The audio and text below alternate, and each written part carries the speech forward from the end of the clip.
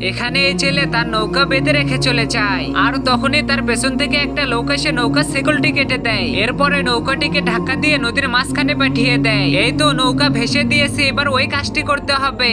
আরে এটা তো আবুল ভাইয়ের নৌকা নদীতে ভেসে যাচ্ছে। আরে ভাইজান, আমি দেখলাম তোমার নৌকা নদী দিয়ে ভেসে যাচ্ছে। হা হা হা, তুমি কি আমাকে বোকা মনে করছো?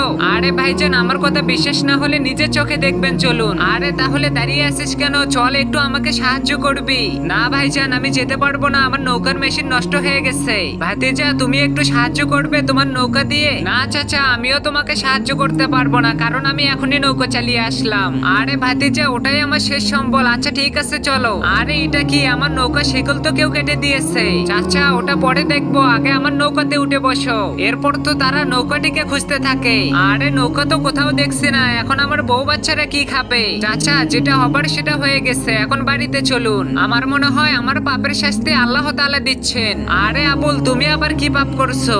তার আগে দেখবো কে কে শয়তানকে হারিয়ে আল্লাহকে ভালোবাসে। যারা যারা আল্লাহকে ভালোবাসে তারা ভিডিওতে লাইক দিয়ে চ্যানেলটিকে সাবস্ক্রাইব করে দাও। আর যারা শয়তানকে ভালোবাসে তাদের কিছু করার দরকার নেই। তোমাদের নৌকার মেশিন ওটা একা একা নষ্ট হয়নি, ওটা আমি নষ্ট করেছিলাম, যেন সব মানুষ আমার নৌকাতে আসে। হ্যাঁ, এসব আমরা আগে থেকেই জানি। তুমি যখন এটা করছিলে তখন আমরা সব দেখে নিয়েছিলাম। আমি তোকে বোঝানোর জন্য এটা করেছি। এই নে তোর নৌকা, কোথাও ভেসে যায়নি। হে আল্লাহ, তুমি আমাকে মাফ করে দাও, আমি আর এসব কাজ করব না।